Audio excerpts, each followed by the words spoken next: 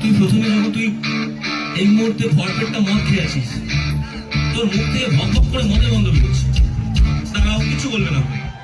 ও definitely আমায় ভালোবাসে, কিন্তু সেই ভালোবাসার নিদর্শন এটা হওয়া উচিত নয়।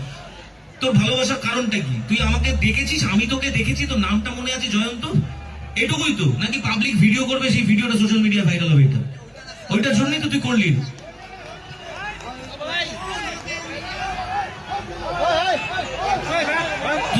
তোকে আমি যখন বললাম যে তুই দাঁড়াও দাঁড়াও, কেউ গায়ে দেবে না, তোকে যখন আমি বললাম যে আমি তোকে নোটিস করেছি, তোর মেইন উদ্দেশ্য তো আমার নোটিসে আসা, তাহলে মঞ্চে এসে কেন এতগুলো মানুষকে বিরক্ত করলি?